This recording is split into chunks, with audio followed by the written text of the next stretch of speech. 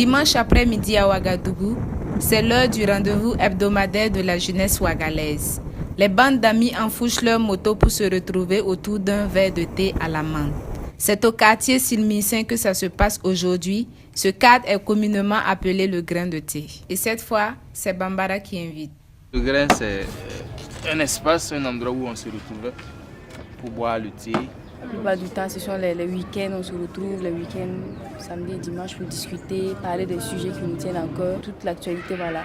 Justement, l'événement de la semaine, c'est la 25e édition du FESPACO, le Festival panafricain du cinéma de Ouagadougou. Il y a eu l'ouverture hier, il y a eu des concerts et tout ça, qui sont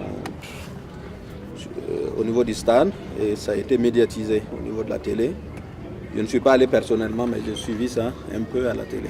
Je préfère le dire clairement, je ne fréquente pas les salles de ciné, mais j'ai l'habitude de suivre quand même le film qui est primé étant nombreux.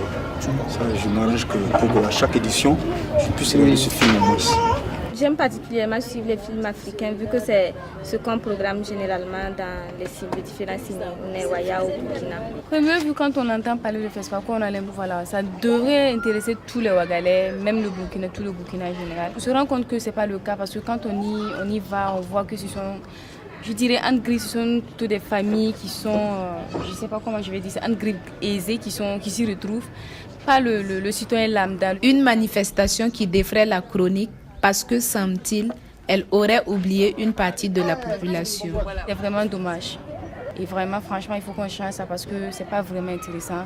D'habitude, quand on parle dans les salles de ciné, ce ne sont pas ces personnes qui sont concernées. Et au FESPACO également, ces personnes ne sont pas prises en compte. J'ai l'impression que le FESPACO est devenu un événement assez privé, restreint.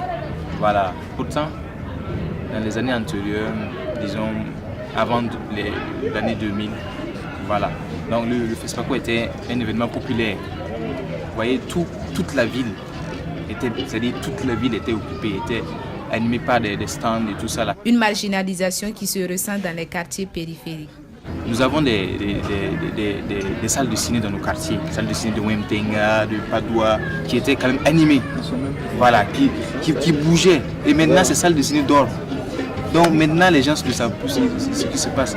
Donc tout est centré en ville. La communication n'est pas adaptée. Si le citoyen lambda, si tu n'as pas les réseaux, si tu n'utilises pas les réseaux sociaux, tu n'as pas la télé chez toi, tu ne sais pas lire, tu ne sauras jamais qu'il y a le FESPACO qui a lieu même.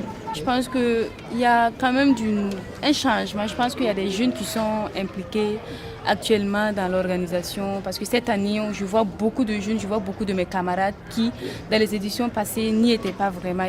Il y a eu une avancée significative, mais ce n'est pas suffisant. Allons dans les établissements, allons dans les universités, impliquons les jeunes, les étudiants, les élèves. Il faut qu'on les implique eux tous parce que c'est eux l'avenir de ce pays. On ne peut pas parler d'avenir sans parler des jeunes.